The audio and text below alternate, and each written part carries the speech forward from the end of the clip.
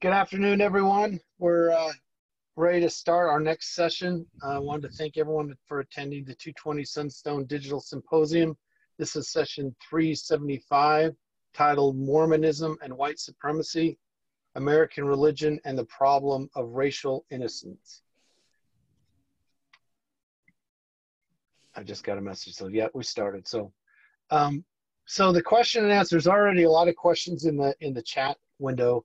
I'm going to copy those and forward it on to our presenters so they can answer them at the end. So you go ahead and add them, and I'll send those. I'll forward those on. At Sunstone, we are making it a goal to build a community that allows many ways for people to express their faith. Our tagline is, "There's more than one way to Mormon." We invite you to help us build a community where all paths are given space to be better understood. Please support us in our mission by making a donation and subscribing at sunstone.org. Let me take a minute to introduce our speakers. Shauna Brooks is an award-winning author and editor of 10 books on race, religion, gender, social movements, and American culture. She has appeared in global media outlets, including BBC, NPR, The Daily Show, CNN, MSNBC, and The Washington Post. In her day job as Associate Vice President for Faculty Advancement and Student Success at San Diego State University, she leads faculty development and student academic support efforts at a large public and research-intensive Hispanic-serving institution of higher education. She has also worked as a volunteer, activist, and organizer in the labor, feminist, anti-racist, LGBT equality, and migrant rights movement.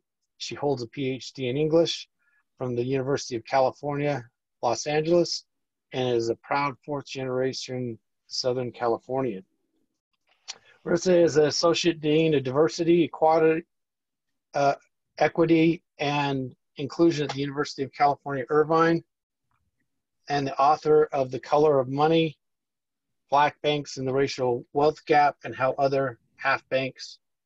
Her scholarship focuses on banking, law, financial inclusion, equality, and the racial gap. Hedren is also a former Wall Street lawyer, having worked at Davis, Polk, and Ward LLP.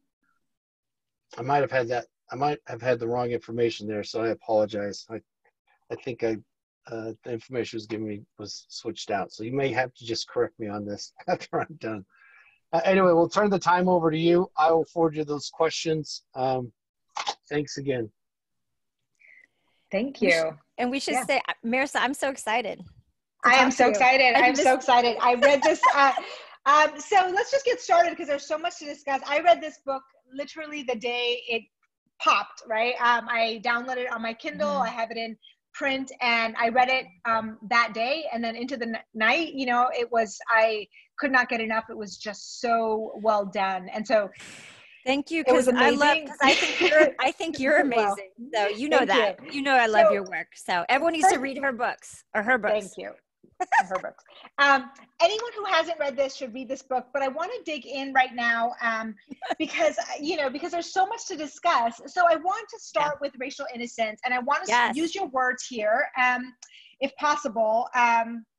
So he says, you start by talking about how Mormonism and race has been, so I want to get through the whole, let me just, lay out the arc of the book. It's basically a very thorough but linear and clear history of Mormonism's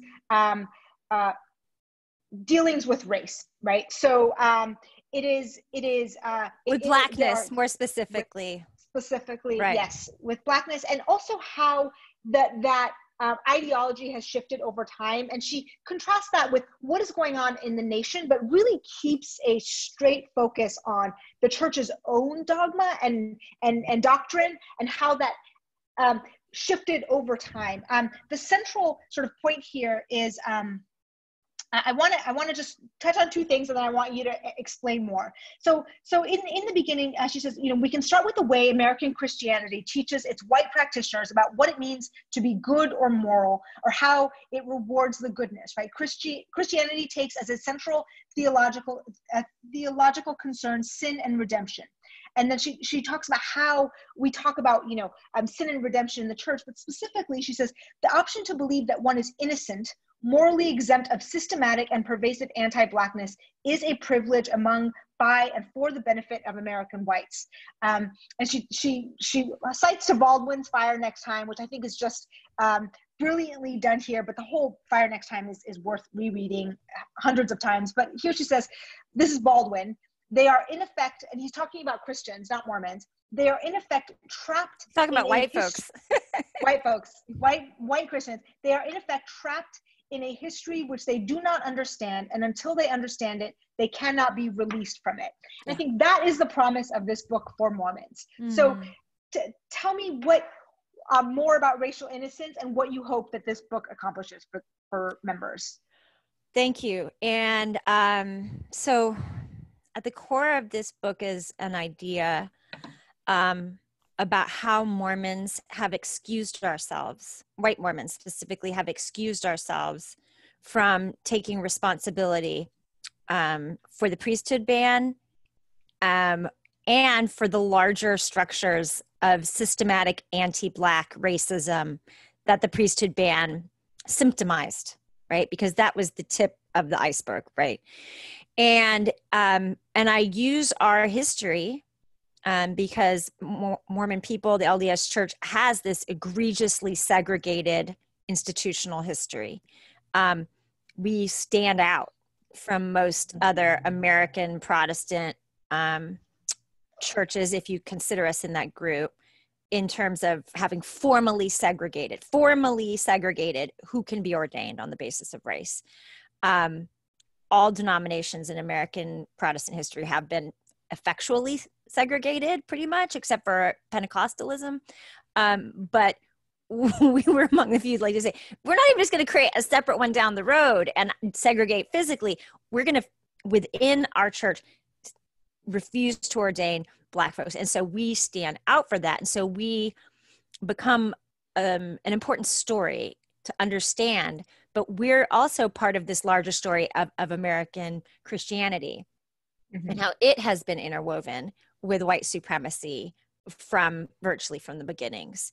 And so, and it's premised for all of us on this idea that, once upon a time in Christianity, sin was a much weightier concept. There was a notion of sin as like something like the flesh, like to be mortal was to be a sinner. Just like, to be mortal was to be a sinner. It was inescapable. All of us were sinners. And the only way to gain redemption or salvation was to covenant, if you were a Protestant, like in the Puritan tradition, covenant with others in a community and try and live a better life together, transacting through the medium of Jesus Christ and the grace of Jesus Christ. And that's like 17th century, over the centuries, the notion of sin really gets watered down, right? So by the time we, hit sort of post-Enlightenment Christianity, early 19th century American Christianity, in most mainline Protestant denominations, the idea of sin becomes something. It's like like a pecadillo, that individual thing. A pecado is in Spanish, right? And so like that individual thing you do, something you did. You stole a cookie from the cookie jar. You cheated your employer.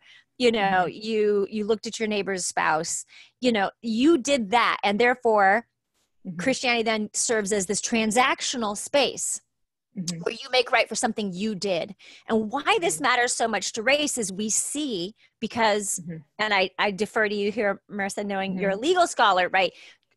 Protestant ethics furnish large structures within which American jurisprudence takes shape, right? And so when we see the Supreme Court take up the question of remedies for systematic racial discrimination in the 1950s, 60s, 70s, 80s, the court and other federal courts will say, oh no, we can't possibly have affirmative action because that victimizes an innocent white person.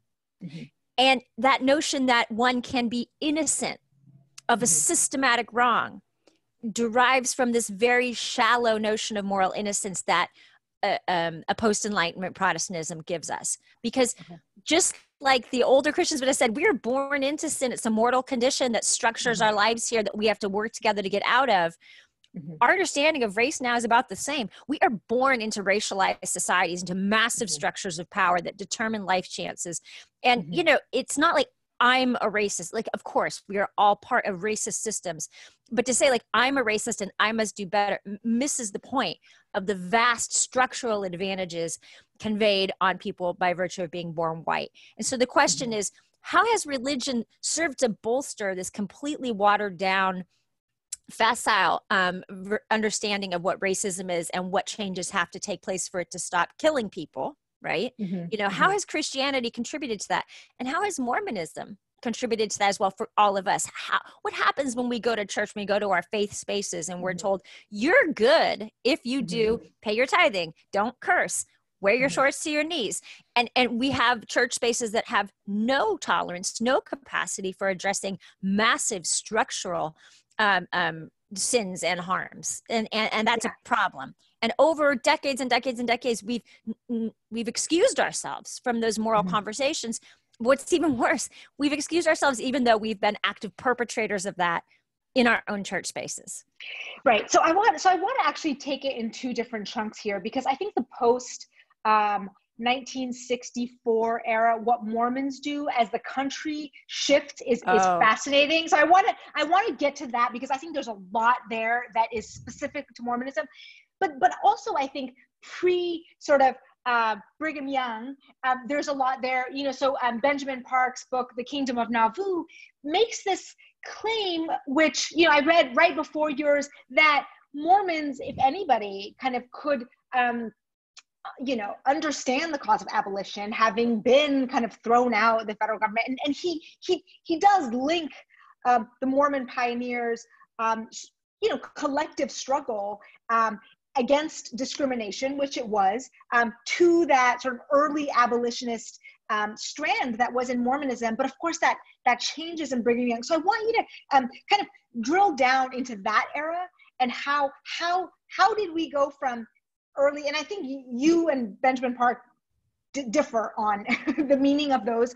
So talk through that, and then how that evolves over time, because it gets really dark and ugly. And it was hard to read this stuff. I mean, I thought I knew. I mean, I write about racism, and reading some of this Brigham Young and post Brigham Young stuff was, I mean, to justify slavery was hard reading. So talk through that. Sure. And yeah, I mean, I know it is, and I have tremendous respect for Ben, of course. My take is that the early church pre-Brigham Young was not a coherent place on matters of race. We did not have a defining commitment to Black emancipation. And that's significant because by the 1830s and 40s, there were religious faiths that had a defining commitment to Black emancipation. There were subcrews of Methodists. There were, you know, certainly the Quakers. I mean, so there were faiths that made that stand, that said, our communities are defined by this. We are going to put ourselves, you know, in community with Black folks. We are going to hold dangerous spaces. There weren't a lot of them, but there were some. I mean, there are Protestant congregations in Southern New England that from the 1780s refused to admit slaveholders to communion. I mean, sorry, from the 1740s, 50s in Southern New England. And we never did that. There was never a commitment, right? And that's the story of like whiteness, absent a defining commitment to the welfare of Black people. There's a drift. There's a drift. You assimilate. You become part of the structures of power that allow you to get along and acquire property. And while, of course, Mormons were marginalized, Mormon people constituted, as Paul Rivas argued, our own form of whiteness. I find nothing exceptional in the early history of the church regarding race. Now, we find exceptional individuals join, like Kwaku Walker Lewis, who was deeply committed Black emancipationist in Boston, but he joins at the same moment as Abraham Smoot's family is joining the church down in Kentucky as, you know, as slaveholders. So there was nothing in our theology, nothing avowed. And Joseph Smith's 1844 presidential platform was the gradual 1844 gradual emancipation. Look, gradual emancipation was as middle as the road as you could get. Okay.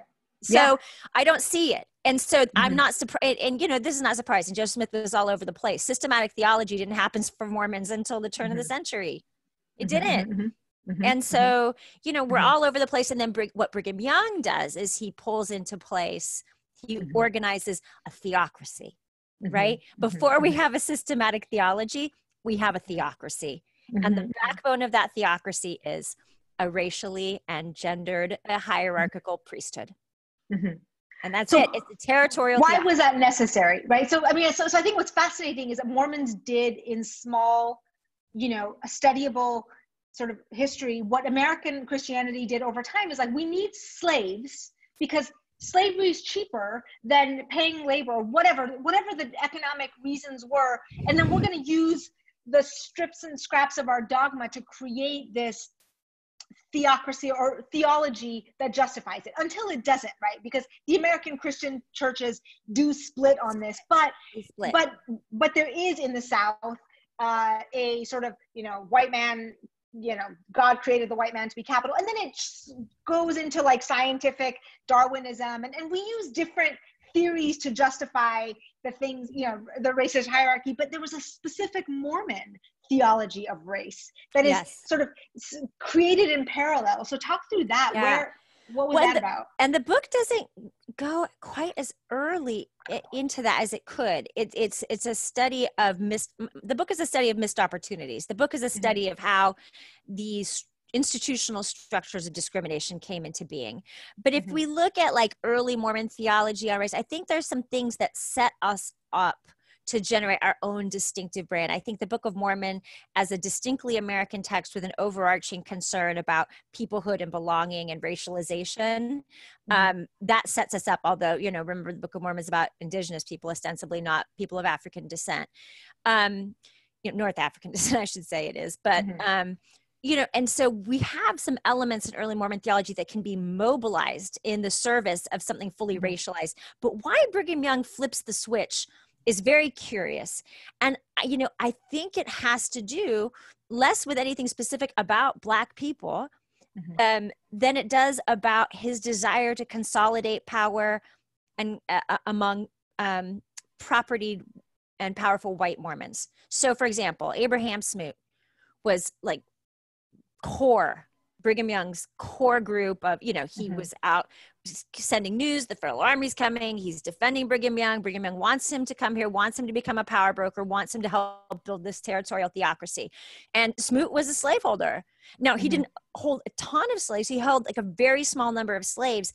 He did not rely on them economically, but it was important to him, right? So you can see Brigham Young making political choices, and historians like Nathaniel Rich have written about this, making political choices around the slaveholding issue in order to consolidate a core white solidarity of power brokers in Utah.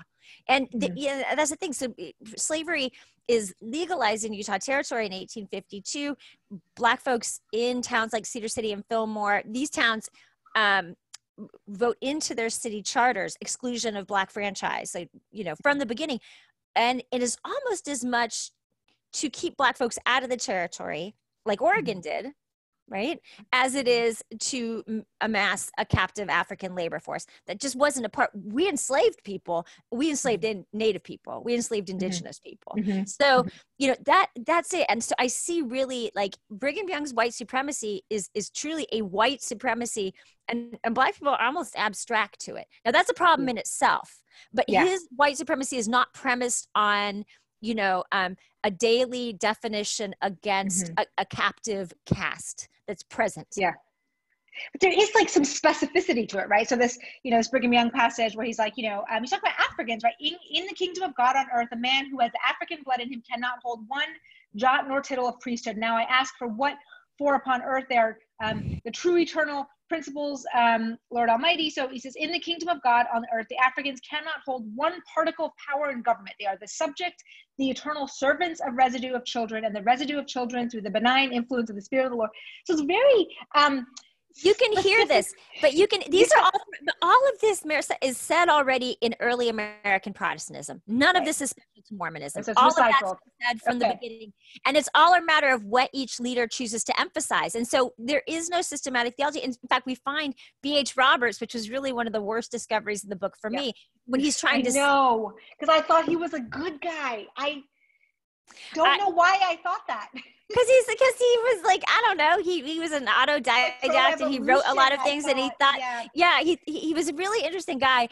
But, you know, like we find him in trying to render a systematic theology of the church's newly institutionalizing ban on Black ordination. We find him in the early 20th century citing Confederate history, citing biological racist texts written by Tulane professors. He's not sourcing from Mormonism.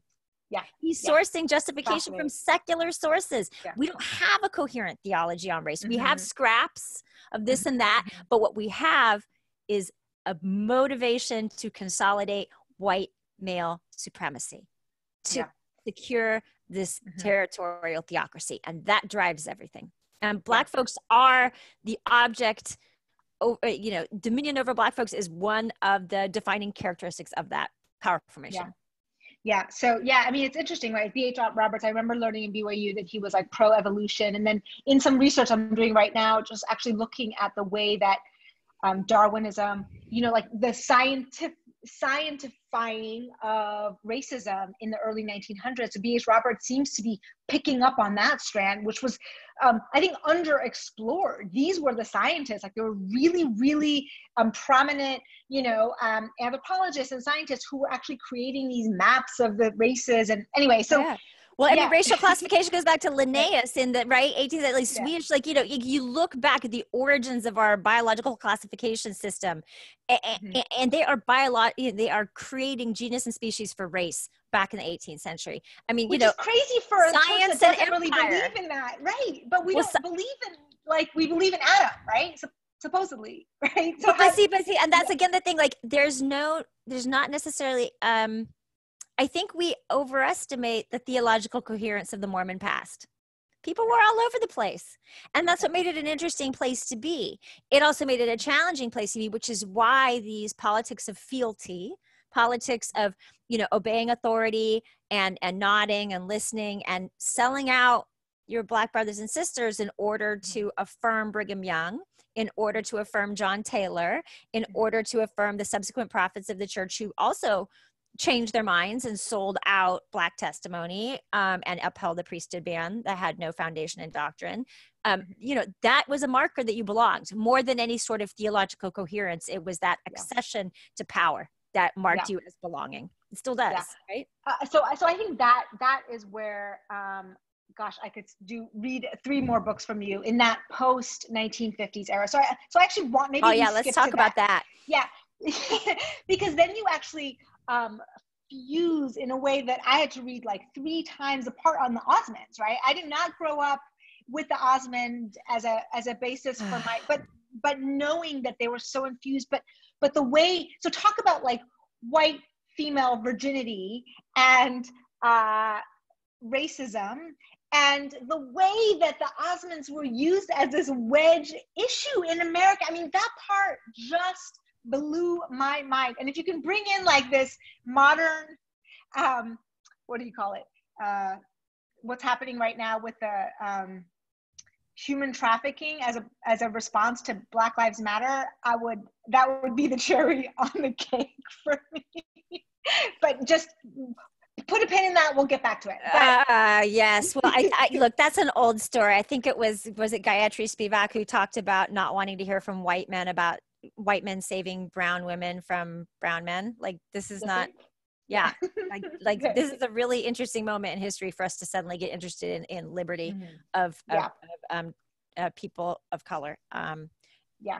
Anyway, there's a virginity thing going on though. There's like a protection of female virtue. Anyway, so Osmonds. Go back to the Osmonds. I mean, because look, I mean, let's just say that it's exploitive. It's exploitive. It's exploitive anytime the bodies of people of color are used as props in narratives of heroicism that leave white folks untroubled in the savior zone. Like the places where people are making difficult economic choices and are faced with stark choices are that way because in many, many respects of American foreign policy. Yeah. Of economic systems that have benefited the people who are now acting like heroes. So you don't think a Navy SEAL coming in with a helicopter to rescue these brown girls is the right sort of emancipation from modern day slavery? Right, exactly. That this is a story I hope folks will read on there and just understand that like white saviorism is a problem, a big problem, and that white people, including me, have often made substantial mistakes that have cost a great deal, and that self-determination is critical to emancipation, especially in countries that have been subject to colonialism, as virtually all of these places that Navy SEALs are going have been, and that's why the Navy SEALs know how to get there, is that a few decades ago they helped colonize them. Anyway. Okay. So anyway, back to the Osmonds, a much lighter topic. So look, it really starts with the Motab, which is a less interesting story. But yes, no, that was a fascinating story. Yes. Well, so what I'm interested in, so here's the church in 1948. It puts out the official. It's not until 1948, right? The official statement comes out affirming that the ban is the thing, and that's the same time we're past the Reed-Smoot congressional hearings. Like Mormons are starting to tiptoe their way into into the American mainstream kind of, and who's our best emissary? It's the Mormon Tabernacle Choir at first, which is has a long pioneer history, but is consciously ginned up by the PR department and sent to World's Fairs and to start introducing us, and the Osmonds sort of follow in that musical act as emissary role. And I think what caught my eye was, there was coverage in the New York Times of this historic radio broadcast that they did from Mount Rushmore in I think it was 1963, that was beamed into the Soviet Union. And it's one of those fascinating moments, like, how did Mormons become the poster children for American patriotism when about 60 years before they wouldn't even see an elected, senator from the state of Utah? But more than that, how do Mormons, as emissaries of the most officially segregated church in America at that point in time, become exemplars of American patriotism as the civil rights movement is taking shape? It's 1963. They're singing at inaugurations in 1965. I mean, they're singing Battle Hymn of the Republic, at Lyndon Johnson's inauguration. I mean, so spell it out. We are an officially white supremacist church, and so we are being featured. We are being tagged as America's choir. We are using white patriotic anthems to secure our place in the mainstream, but at the same time, because of Mormonism's carefully calculated, squeaky clean family values image, right? We are the emblems of white morality. That's what America should look like. That's what America should look like. Oh yeah, who cares that they segregate openly? And so we get the Osmonds. It's 1970. It's years on now. 1973, 4, 5, 6. The Osmonds are. Donnie's on the front cover of Rolling Stone. He's the cover story, and no one asks him a single question about the racism of his faith tradition. In Rolling Stone and the countercultural spaces, which quote, right? I mean, here they are getting a free pass, and nobody is asking the question. Nobody is saying, until 1978, Barbara Walters finally asked the question, right? And says on live, on television, and they knew it was coming, but by that point, it was no longer plausible to be an emissary of an officially segregated church. But what an interesting barometer for us. Mormons being used as a mascot for white American morality. right? The squeakiest clean, family values church. You know, a mascot that legitimates an untroubled dominant white supremacy. America is totally fine with them until 78. No one's going to raise that question. And, you know, I talk about the ways in which we profited from that. We got a pass, limited pass, right? We were let in because we played that mascot role and we affirmed the majority's racism. And we seem to manifest that you could be very, very moral and good and yet also officially segregated. This was not a moral problem. You know, and it was just fascinating to me. So I'm a culture scholar, right? I mean, that's one of my main medium, understanding structures of power and how they shape culture. That's a big tell on American culture, a big tell. Yeah. I mean, the way this story that you talk about in the New York Times or Newsweek, New York Times, by Judy Clemsrud. Who talks about family issues to many casual. So this is not just a time of Black civil rights. I mean, truly heating up. You know, you've got, you know, the urban crisis having been passed. You know, you have this Cold War kind of stuff. You've got, you know, the Birchers and, you know, Goldwater and Nixon. And then, you know, Romney, which I do want to get to, was kind of like the other way out of this that we did not take. And Udall, And Udall, and I think then you have the Osmonds, the Tabernacle Choir, and this Mormon family being used as a way of like all of these confusing things, and the ERA, by the way, which you don't really get into, but you know, just like all these feminists and Black activists are trying to ruin everything. And here's the story: it says, to many casual observer, the American family of the mid-20th century appears headed down a drain and swirl of divorce, drugs, venereal disease, alcohol, adultery, and group sex. Like what? Marriage is passé is a rallying cry of many young people. Children are passé, they say. The family is passé. But for at least one sizable group in American society, the family is still the thing. The Church of Jesus Christ of Latter-day Saints, Mormons, and their way of attacking delinquency and deteriorating morality is to strengthen family solidarity through a family Monday night get-together called Family Home Evening. And then she kind of implicitly uses that, and then at the same time is like swiping at the feminists and the immoralists and this real sort of movement in the 60s and 70s that was like confusing for folks, right? But also there were a lot of justice demands here, that she's just stop confusing us. Here is this family, and like the Mormons are doing it. And I think in a sense, the Mormons bought that and they got in bed with those groups in a way that we still are in. No, absolutely. And, you know, I call out in the chapter, I conclude it with, you know, I look at that, at the Book of Mormon musical, which truth be told, I didn't love. You know, I don't want to spend money to sit in a room full of strangers. I mean, I still love you. That's cool. But like, you know, but that scene, what's the biggest laugh getter? In 1978, God changed his mind about Black people. Oh, right, I mean, look, like it's a truth that, you know, Black folks look at white folks and they know that we are shamefully ignorant.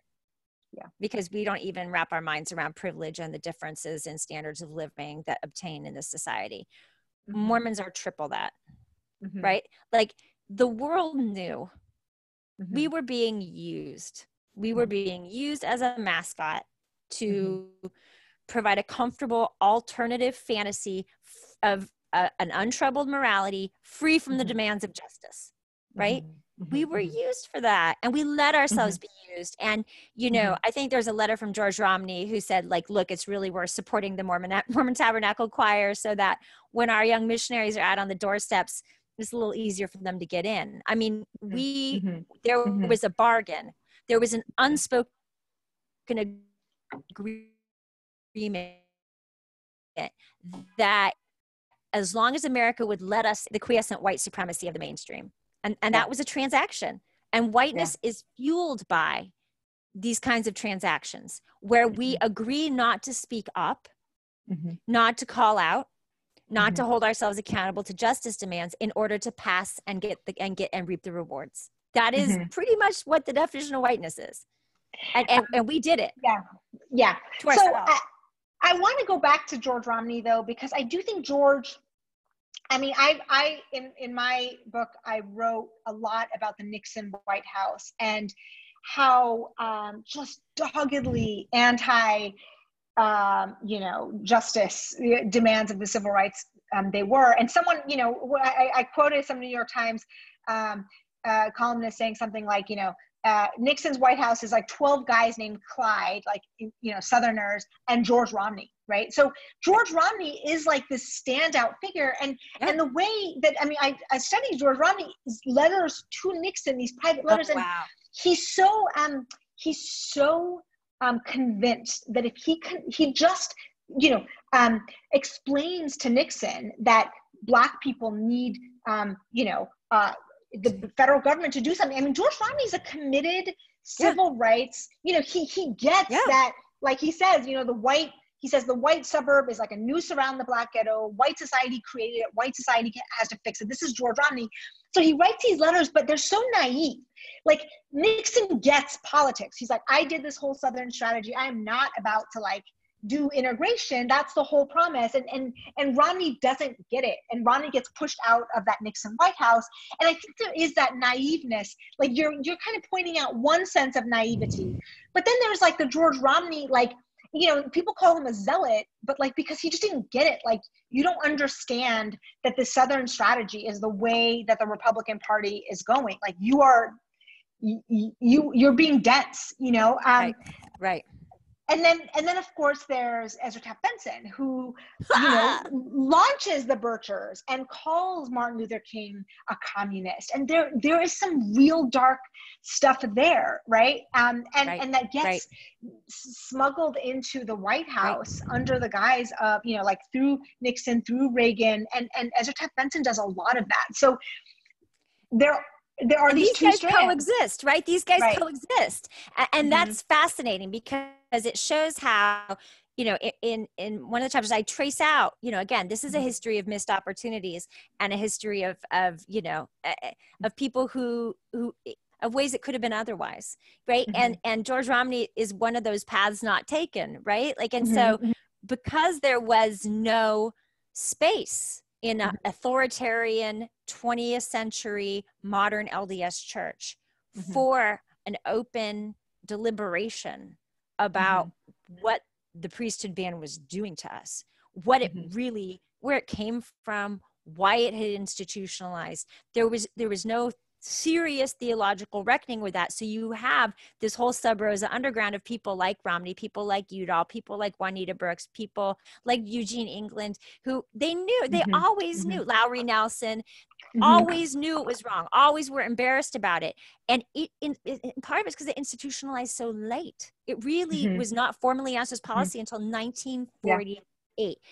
And Lowry Nelson jokes in his letters, look, I grew up in Farron, Utah, he says, which is central South Utah. It's small. He says, we didn't even see African-American people, and now little did he know that was part of Brigham Young's plan, but, it was all fairly abstract because of this legacy of history. And then, people could grow up and assume that the gospel actually meant what it sounded like it should mean. Yeah. It was possible. This is what gives me hope, because I think, being in the South and seeing, white Christianity in the South, there is a level of cynicism and just a naked power grab that the evangelical churches just kind of sold their soul so long ago to this. There's just no actual belief. It's just about power.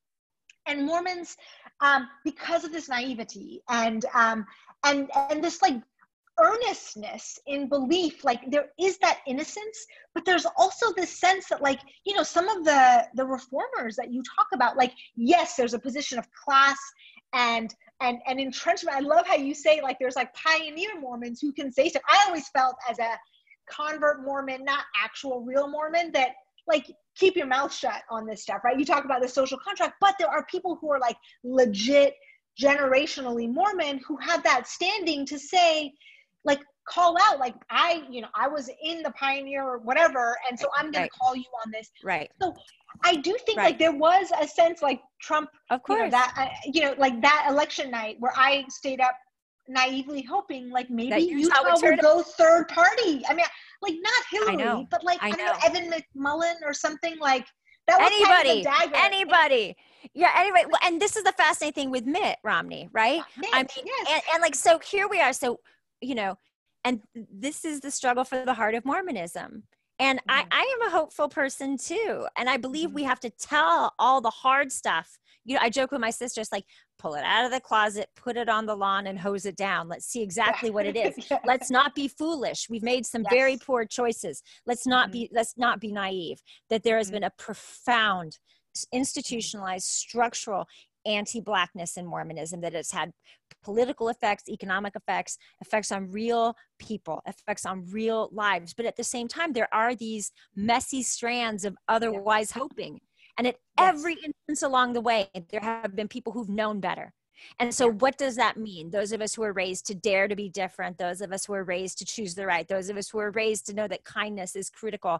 I was talking to my friend, Troy Williams, you know, who's the great organizer, Utah Equality organizer. And and we talked about how it is this kind of core tenderness that does differentiate organizing, for example, in Mormon spaces around LGBTQ equality from organizing in evangelical spaces, that there is a core sense of belonging.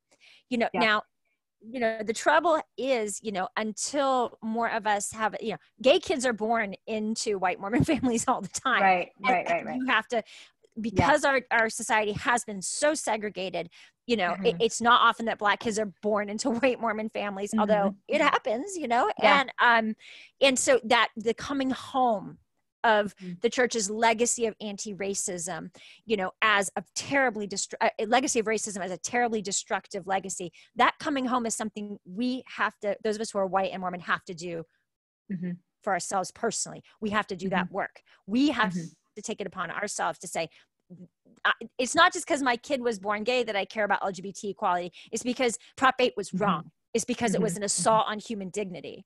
It's not just because I have a Black friend that I am willing to say the ban was always wrong.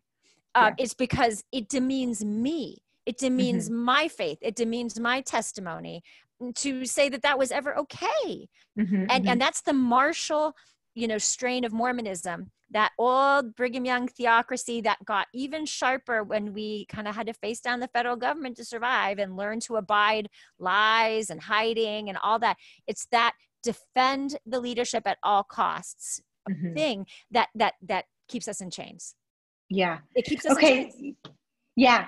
But, you know, again, going back to the positive, there is the raw materials to create a truly anti-racist theology. And some of the people, I mean, Eugene England, like I, you know, was in London with Eugene England in the 90s, and he was able to uniquely do, I mean, I think it like killed him. Like, I think he like died under the strain of what the church leadership. Lowell Bennion too. Lowell Bennion, as the director of the Institute at the U, you know, was demoted and marginalized because time and time again, he just said to the brethren, how do I explain this to the students?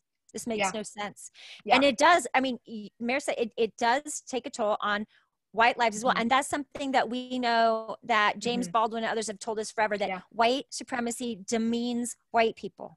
It makes us callous. It makes us dishonest. It makes us, and we trade in our integrity and our wholeness and our voice for the trinkets and the access and the immunity, right? Yeah. I mean, C. Van Woodward is a great historian of the South, and he talks about how the South lost its soul to white supremacy. I mean, it was there was a Southern culture, there was a Southernness, and it lost it. It completely gave it away to white supremacy, and it is still recovering. It is still, the legacy is there. So okay. So I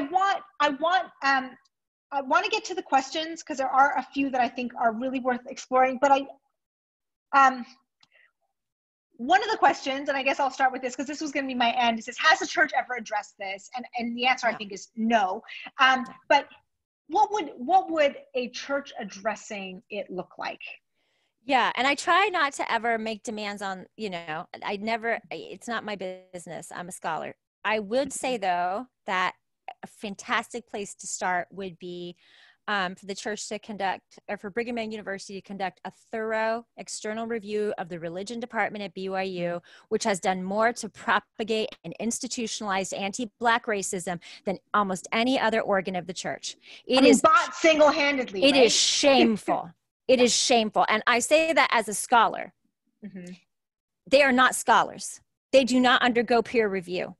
This is damaging. This is damaging to the entire church.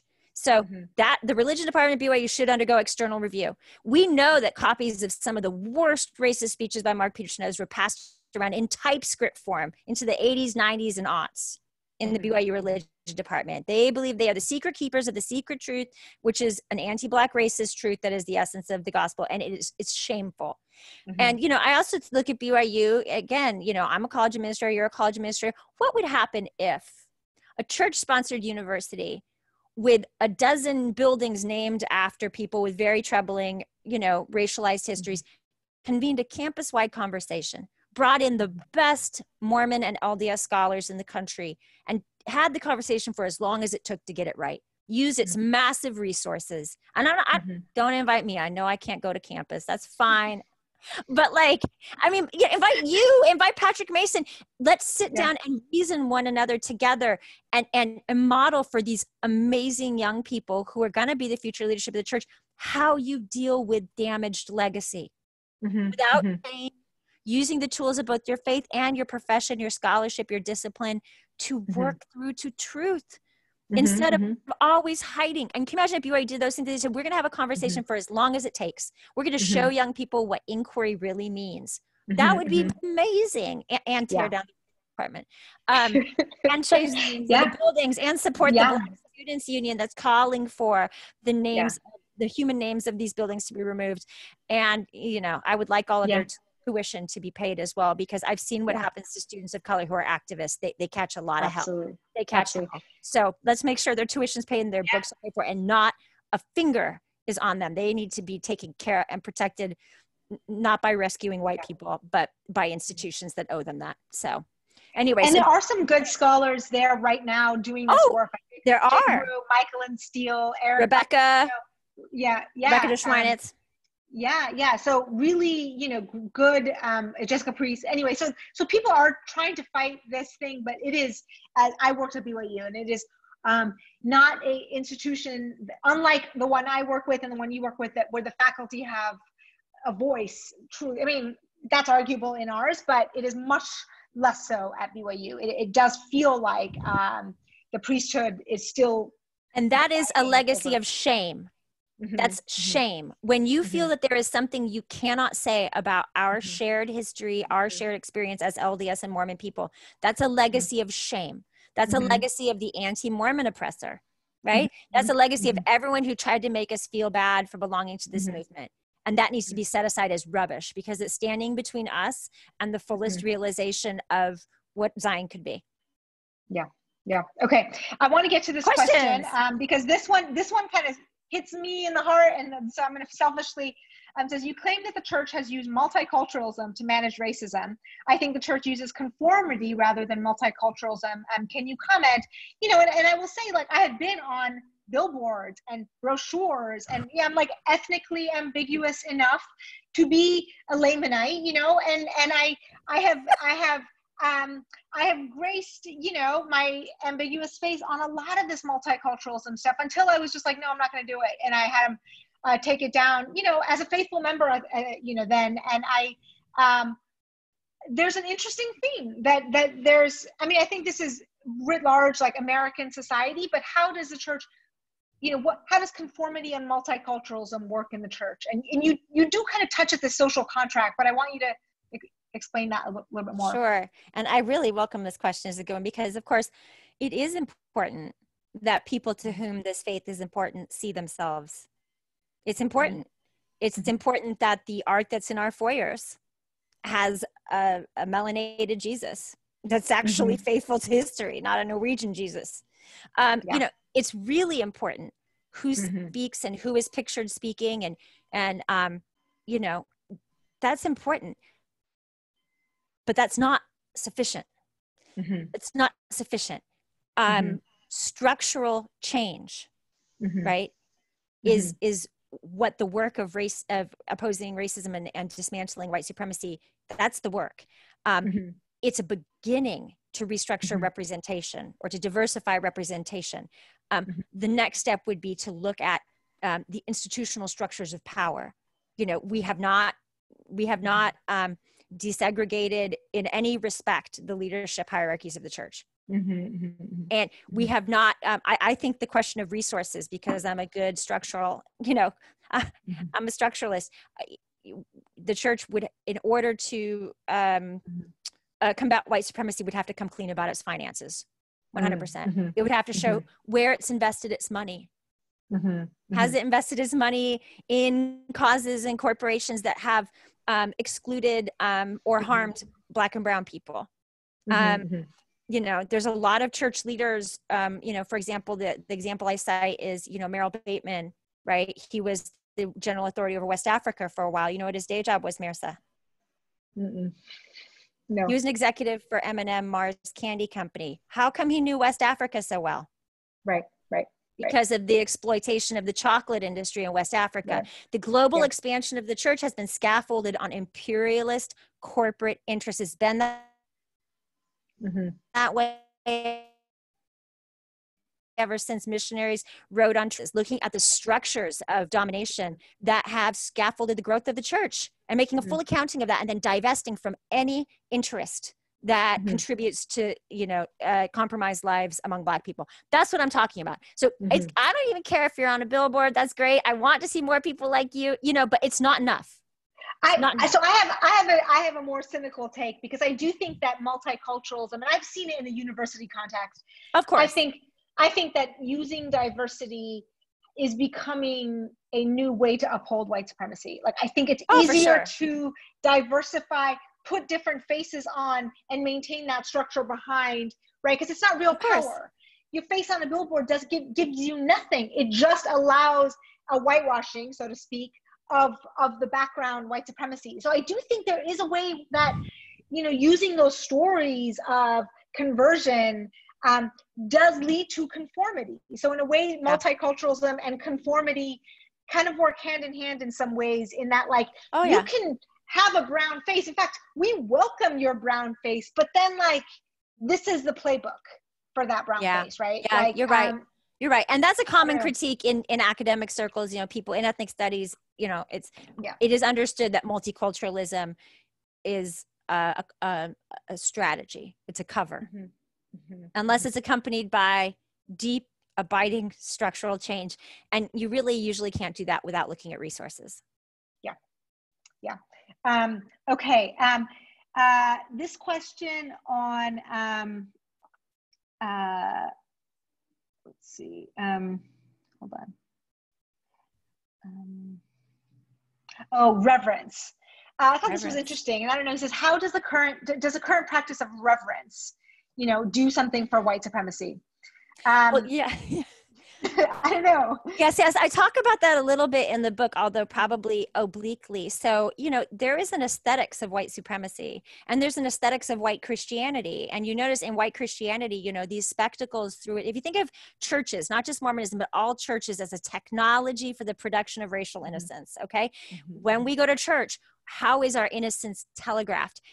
We're quiet, we dress in white, you know, and that's not just in Mormon spaces. That's, you know, whiteness, quietness, singing hymns, orderliness. These have been encoded in white Protestantism as markers of the holy, which then vests white cultural traits of conformity with a holiness, right? And so we look at, you know, different traditions, you know, Black church traditions, which we know come from, you know, variegated origins that center disruption, that center expression, you know, as a working through of massive traumas in the space of the sacred.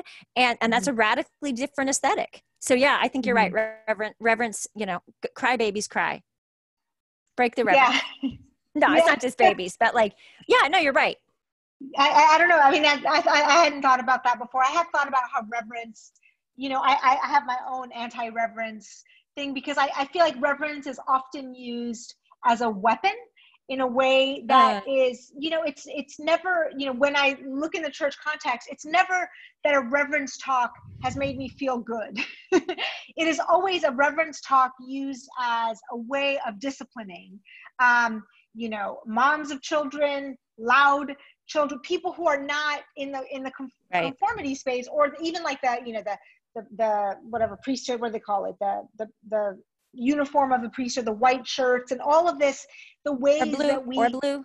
Right. Is it now blue? Okay. But you can have blue on missions, Marissa. You can wear a blue shirt on a mission. Okay. Yeah. But no, but I think maybe this questioner too is thinking about some of the struggles in Africa and other places with church, certain kinds of music being accepted or not accepted. And that is often under the sign of reverence. So. Okay. You know, there's a question that says, did the church compromise or did they make concessions? Would you want to elaborate between the difference, or is it basically, I mean, I guess the difference would be there was this principal core of anti-racism and we conceded. And I don't think that that's what you're saying. No, we never had an explicit commitment to anti-racism ever, ever. And this is not just a Mormon story. How the Jews became white by Karen Brodkin Sachs, how the Irish became white by Noel Ignatieff. Marginalized groups who can pass as white, who accede to the dominant logic of white supremacy in order to access its immunities and privileges and property interests. They that's how it works for everybody. Yeah, I mean, that's worth elaborating, right? Whiteness is a construct itself. Whiteness is power. And whiteness is just inclusion into the American construct. And so whiteness has been expanding. And, you know, there's a great history of white people by Nell Painter where she talks about the ever expansion of white people. And I think what you're tracking here is Mormonism's relation to whiteness. Because in a way, you know, they weren't white in the way that whiteness was. And then they became white in you being a tool of like, white supremacy. And just and Paul Reeve did this really the best in his book, Whiteness of a Different Color, or was it Religion of a Different Color, or Whiteness of a Different Color? But he makes this argument about 19th century Mormonism. Yeah. And, you know, I mean, but do not be mistaken. Just because we weren't mainstream America's favorite kind of white people, we were our own favorite kind of white people. No, I mean, really. I mean, and we were anti-Black, period. Yeah. It's a different, so I think we're done at 4:50 or 5. I don't know. Yeah, Brett, okay. Brett, come back. Moderator, tell us what to do. I will say, but before he comes back, I will say, oh, go ahead. I have it till 6:20, so this goes 90 minutes. Oh, okay, girl. We got more time. Apparently we have time. All right. I think from my own experiences, I think it's a different flavor of racism. Or the way that the church constructs race. And I think the way that Utah has been, and I know obviously everyone's of a different political flavor. I am just going to come out, like I feel like this president, it is hard to understand this president, but for his race baiting. So I'm not going to other both sides this. I, as a immigrant from a Muslim background, it was hard to miss the race baiting here, and in a way that the Mormon, at least leaders like Jeff Flake, Mitt Romney, and Mormons themselves like Ben McAdams and Harry Reid, like, have dealt with Trump, it has been different than the way that other white Christians have dealt with them. And my own experiences as a brownish person in the church has been that the flavor is different in Utah. It's much more innocent. You're much more likely to get, oh, where are you from? Tell me your story. I mean, it is othering, and it is definitely still white as norm, but it feels different, right? And part of that is that innocence, which I think you really hit the nail on the head. It's less, it's maybe there's been less time and less exposure because there just aren't that many Black and brown people in the church. Maybe it's less venal. Maybe it's less venal, but that doesn't mean it's not deadly. You know, Yeah, right. it's deadly. I think of Darian Hunt, you know, I think, and I Mm-hmm. think of the way that when push comes to shove, white Mormons cave and they Mm-hmm. vote for horrible, Mm-hmm. Yeah. horrible racist Yeah. policies, Yeah. propositions, racist politicians. You know, white Mormons don't have enough of a, unless you have a very strong grounding in Mormon history and a tremendous sense of dignity and moral obligation, which, Mm-hmm. you know, I love to see it when Mitt decides to walk it out in public. Like, it makes Right. me happy. I'm like, I know you're under there. I see Yeah. you. I know you're there. You know, Mm-hmm. why have you got to be so spare about this routine? Like, do this all the time, please. But, you know, our brothers and sisters in Utah don't. They cave.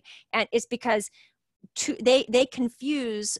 I guess they bought into the whole 1960s stories about us and our clean families and Mm-hmm. having Mm-hmm. right. They bought into that. They really Mm-hmm. still enjoy the Disneyland mascot version of Mormonism. Yeah. Yeah. Responsible, thoughtful, please get me to Zion version of Mormonism. Do not Right. confuse Disneyland for Zion. Right. So that is a special flavor. And even the way with, you know, when we started talking about the white saviorism and this idea of like the Mormon missions, like, right. So you talk about, I mean, that's a part that we didn't actually explore. So, I mean, what does it mean for a church constructed on white supremacy that you do send people to every country in the world and they come back, like, you know, with the Guatemalan belt and like the I Am Africa? That's the part that resonated most with me or that made me laugh hardest in Book of Mormon, is you've got these white Mormon boys singing I Am Africa, right? Like, they're like, I am the winds of the Serengeti. And you just saw that. These Mormon missionaries returning. I don't think we operated, because see, I don't think our foundation, we attained global status. It's an argument Gina and I make in the book Decolonizing Mormonism, Gina Colvin and I, about being a minor transnationalism, which is a term from post-colonial studies. The idea that we achieved a global stature, sometimes in cooperation with imperialism, and imperialism as enacted through the nation state, and sometimes in opposition. We flipped a lot, and we would go along with it when it served our interests, and we would resist it when it didn't. And we see that throughout. There's an opportunism at play, and that's another reason for hope. So I don't know that, look, the way we got to the rest of the world was absolutely imperialist. The way we chose to go into the rest of the world, there's a reason the Shining Path, you know, guerrillas in northern South America attacked Mormon chapels and Mormon missionaries, because we went in looking like the CIA. We used resources unwisely to build American style church buildings. You know, we promised American middle-class dreams to people who were leaving Catholicism and saying evangelicalism or Mormonism. Mormonism's for the middle class. That's for me. We sold it. We sold the American dream about sold. But is that really who we are? And is that really foundational? And, you know, I think of the work of like Caroline Klein, whose dissertation I was lucky to help. I had the chance to read about, you know, she did ethnography with women in Botswana, who joined the church, and they have the power to reinterpret our theology and carry it forward. And may they continue to move this movement. May the movement continue to grow. May it cast off all the, you know, the systematic, structural, you know, life reducing apparatus of power that's gotten it to where it is right now. May it change, but that change, white people have to pay the price for that. White Mormons have to do the work. It's not going to be women in Botswana who are going to save us from our racist history, because it's us. We're the ones who followed this poison for decades and decades and decades and absorbed it into ourselves. You know, we're the ones who failed to show up for righteous causes throughout history. We're the ones who lied to ourselves about who we really were, and we're lied to, you know, and so we've got to do that work. We've got to do that work. And so what does it mean to be a missionary in a foreign country? Well, that's a question all of us should be asking. What is, you know, and again, like, and this is, as a religion scholar, I'm like one of these movement people, right? The church, there is the LDS church, there is a hierarchy, there's a leadership. I think the influence of the LDS church institution has reached its peak and is going to decline from here on out. I really do. And that Mormonism is something far broader and messier. And it's up to the people to determine, including the people who attend the LDS church. Yeah. I mean, I think one of the fascinating things with the Mormon missionaries is just the way that they either come back with reinforced whiteness, right? So, these Right. people are nuts and we have to save them and teach them the gospel. And then there is a minority that comes back radicalized from their mission, Oh, yeah. right? Like they go out there and you live, with people in a different context, and you're like, Yeah. like everything I've taught, And I was talking to Richie Stedman, who does the Cultural Hall podcast, which y'all should listen to.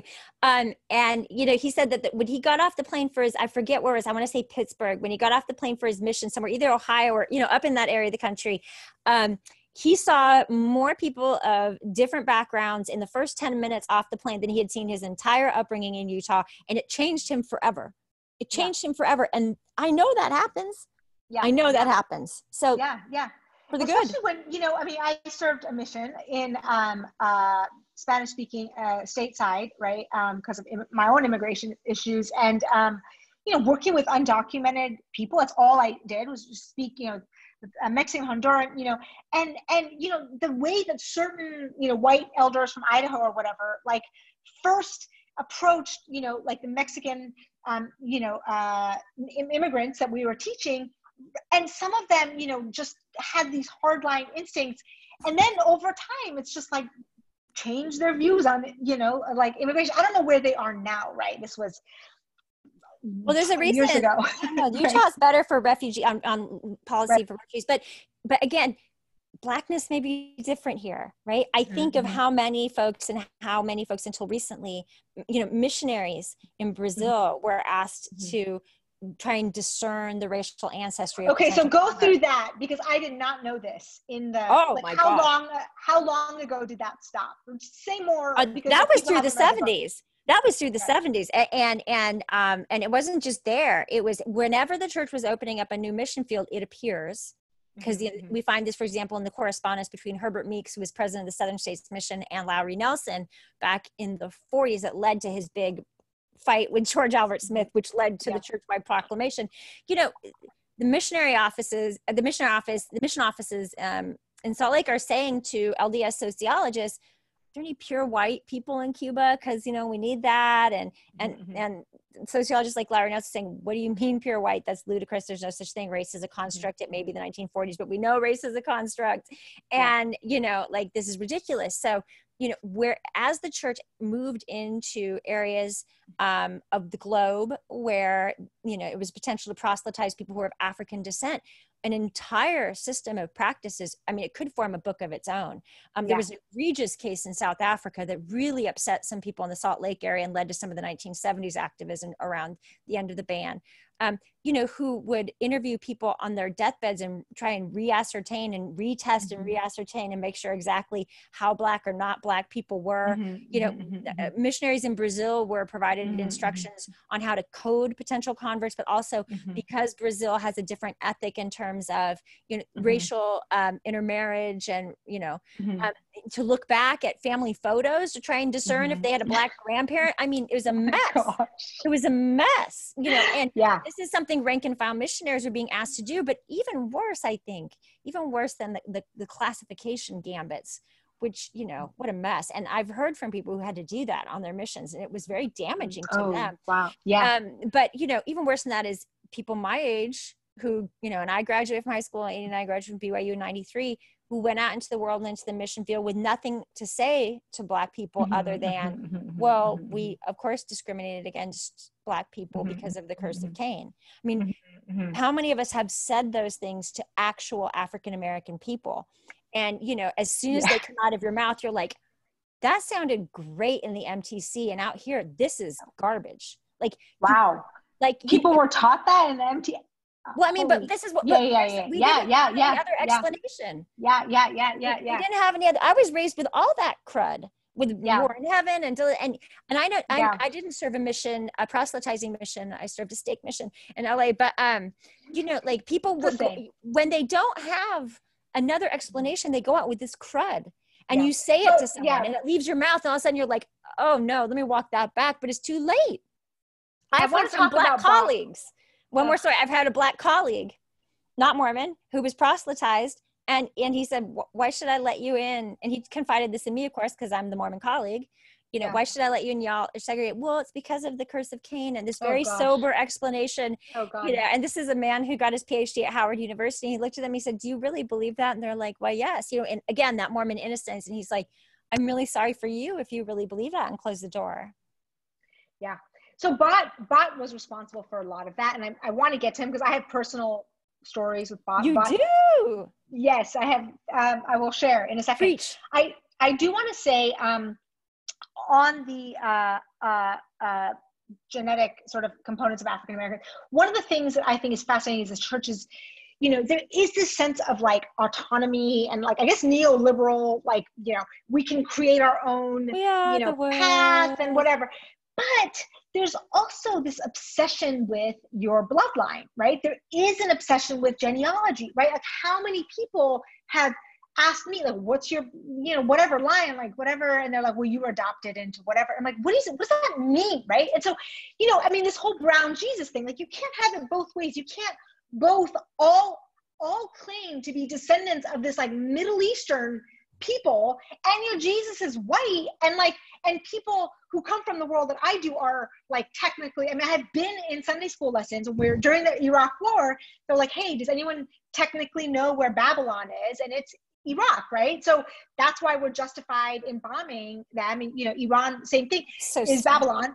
But the thing is that you can't have it both ways. You can't have a literal understanding of Israel and Babylon and then also whitewash that genealogy, right? There's absolutely no way the Mormon immigrants that came from Scotland and British were genetically Middle Eastern. There's absolutely no way. I was taught that. I was taught that at home. There are books about that. But I know, so what you're pointing to though is the constituent contradictions of whiteness. And that's not just a Mormon thing. Now, Mormonism has its own history of constitutive contradictions. For example, we're all in on polygamy, and then we're not. Yeah. Why? Because, and this is one of the other main ideas in the book is why? Because all of a sudden in the late 19th century, we get this truism, the Lord will never allow the prophet to lead the church astray. Reverence for the prophet as infallible, whether it's doctrinized as such, the prophet is regarded as such. We see it take shape when the church starts making impossible turns and contradicting itself on matters like polygamy, because it had to survive.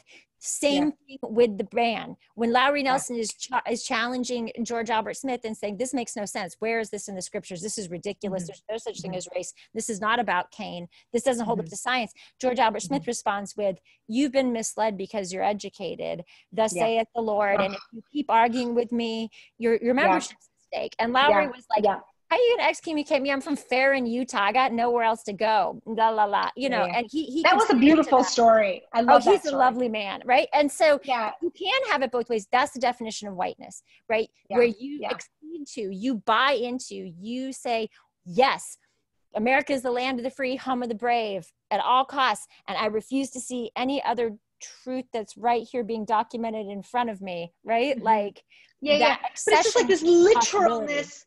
Right, this literalness with genealogy, the obsession with genealogy, but then taking seriously the actual genealogy of Jesus or other. I mean, like there is actually documentary. You know, like Jesus was a real person, right? Like who had a DNA trajectory, and he certainly looked a certain way. If you're taking that anyway.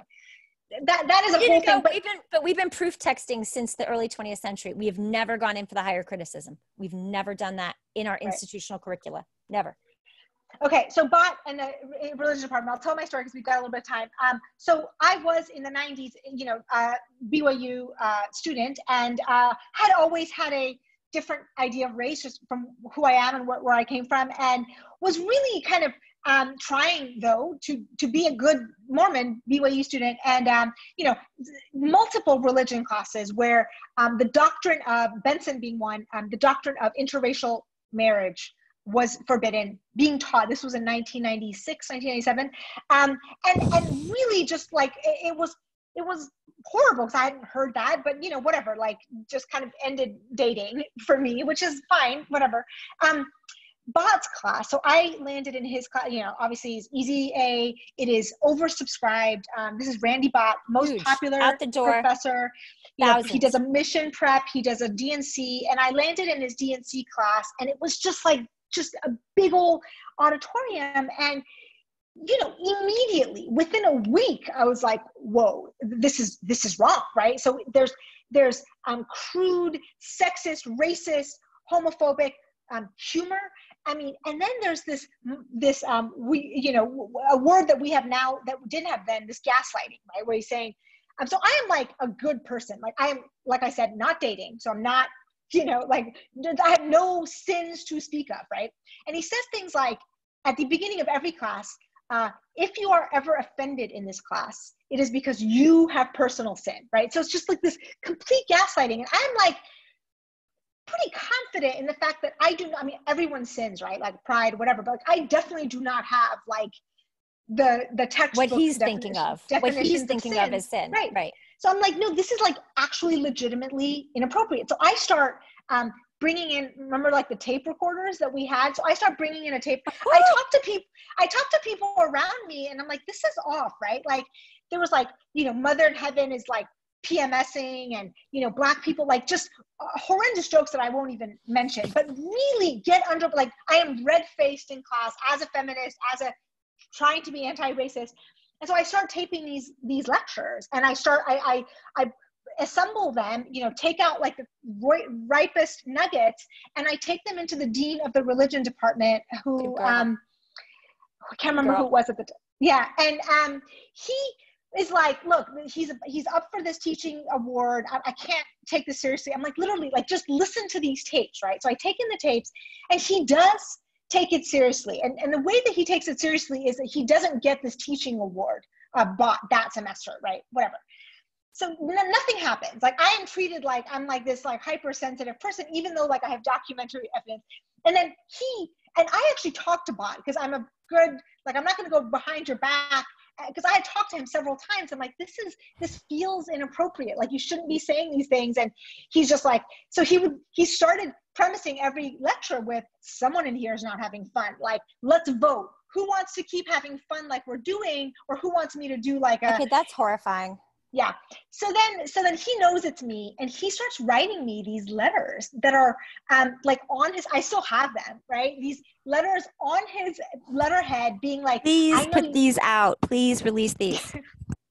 So they're first like super defensive. Like, I don't know what you're thinking, like you're misunderstanding, whatever. But then toward the end, like as he's getting punished a little bit, he says, he uses this excuse of like, I've been having a rough semester, and like the devil's worked on me, you know, so it's not my fault, whatever. Anyway, so like gaslighting, but also just like falling on his, like, it was the grossest thing. And completely inappropriate intimacy and abuse of power. He was putting in these Curse of Cain theories, and he had this like these classes where he'd say, ask me anything. And so this was happening. And so when the Mitt Romney thing, which I think you highlight in your book, and I was following very closely, when Mitt Romney is running for president, and some Washington Post reporter, the Washington Post broke it in January 2012, and it was the very first time the newsroom had on the record, except for Gordon B. Hinckley's statement in 2006, at the urging of Cecil Murray, AME pastor from Los Angeles, that, you know, Hinckley said racism is wrong in 2006. Thank heavens, the heavens opened up. And the only thing since then they said, you know, nothing, crickets. Then finally, when the Washington Post tells on Randy Bott, the church says, yeah, this doesn't represent us, through the Mormon newsroom. Yeah. And it was a slap on the wrist, and he resigned, but it was after I was there in 1996. So how many years and how many religion classes has he been indoctrinated? Like, I knew in 1996 that this was wrong, and again, he was saying this stuff. What is this culture that engages white men in power for covering for each other rather than holding each other accountable, so that they can continue uninterrupted access to resources and authority and immunity from the kind of scrutiny we all undergo all the time by virtue of being human? Why is nothing at BYU in the religion department pretty much peer reviewed? Right. I mean, come on. You know, would Bott have survived a minute? No. Not a minute. It was so irresponsible. It was like, it's like malpractice. It's like religious malpractice. It's gross negligence. And, but we see this time and time again, we see the really gross, you know, sad, disturbing news that broke in the last few months about other faculty at BYU, you know, abusing their positions of authority, again, a white man to take advantage of students. And there is this old thing in our culture, which is, again, that imperial, theocratic, Brighamite, circle the wagons, defend us against the feds at all costs, insider outsider thing, that erodes and corrodes the very heart and soul of our movement. It corrodes it. And, you know, only when folks, I don't know when it will change, but I mean, you know, telling these truths out loud is critical. Telling these truths out loud as white people, and you know, everybody should tell the truth, but like brown people can't be the only ones. Black and brown people can't be the only ones. We have to call each other out. White men, when you are in the room with other white men, you have to say to them, that's not okay. I know folks are groomed from the time they're little. Like I tell black friends, I'm like, white folks sometimes are as cruel to white people as they are to black people, as a mean of grooming and like keeping people in line, right? When you're in the room with people, even if you've been beaten up your whole life so that you'll be quiet and fall in line and get the rewards, you have to open your mouth. You have to make noise. Can the church get over its anti-black racism while still being a male priesthood only? Oh, I don't know. What do you think? I don't know. And that's the thing, like I'm more interested in, like, I mean, look, maybe, I don't know. The money is the bigger issue for me. Okay. Resources. The fact that we have a culture of secrecy around resources and power. Harmful. I can shut you now, do women need to have more authority? Yeah. I would almost rather see women put in charge of the entire secret $20 billion endowment. Then 20 is like 100 billion. No, I know. I'm just I'm making up numbers. It's the Googleplex endowment. But you know what I'm saying? Like, so yeah, I mean, look, everything in ethnic and gender studies tells us that all systems of oppression are intersectional and that they feed off each other. You know, I don't really like to make the LDS Church the object of my, you know, criticism. It's the culture and the people who put up with it and foster it, and the Mormon movement and its institutions like BYU, that I would like to hold accountable. I know I'm dodging it. Yeah, no. I mean, I do race talks all the time when people say like, what can I do? And I always say like, start in your own backyard. And I'm talking to like corporations like Facebook, Amazon, whatever. And I'm like, what are you doing that is perpetuating white supremacy, and you fix it. And so I think what you have done is like, this is my backyard and these are my people. And I am going to take out, like you said, take out the laundry, put it out, wash it off, and show, because this is, we can't just be like, oh, well, until the, you know, Southern Confederacy fixes it. You know, in fact, this is the only place where racism is actually acknowledged, is in the South. I mean, having lived there for like, it's like, it is actually like the dirty laundry, you can drive by it and see it. But, you know, in the places where it's hidden and kind of glossed over, we have a responsibility, which is what you've done, is to be like, here it is. Like, boom, deal with it. It's really easy to say, oh, tiki torches at Charlottesville. Oh, there's the, and if I hear one more person blame President Trump, I mean, he didn't get there by himself, and lots of Mormons helped him get there. You know, I mean, it's not about, certainly these are very dangerous people who have very obvious leadership roles, who, if you say, dog whistle and engage white supremacy and feed it and feed a proto-fascist instinct in, you know, in the demos, in the people. But, you know, all of us make a million everyday choices that reaffirm and consolidate these structures of power. And, you know, it's everywhere from where you buy your house. It's how you make your living. How many people have made our living, you know, exploiting real estate markets in which it's virtually impossible for Black people to buy a family home and own it? How many people who are LDS who hold their heads high have made money off predatory mortgages? I mean, like, how do you make your money? Where do you send your kids to school? Are you okay? You know, like, where are you in terms of, do you know what your police forces, your local police forces record on police brutality is? Do you know if the chokehold is allowed in your town? Do you know? Do you know? Like, we can't be innocent. We are all part of this, whether or not you consider yourself a racist. If you pass as white, you benefit from a system that kills Black people. And so we all have to do all this everyday work starting from where you stand to dismantle it. Yeah. Yeah. And you can't have such a blinkered and myopic view of morality where it's just, you know, like this whatever my individual, like you are embedded in a system of immorality, and white supremacy is immoral. Right. And, right. So right. that is like, so that's what your idea of sin, like reimagining sin as not just, so going back to the first principles, this is not just individual sin, like you are embedded in a sinful structure. Right. And the only way out is through great humility and constant effort and constant failure.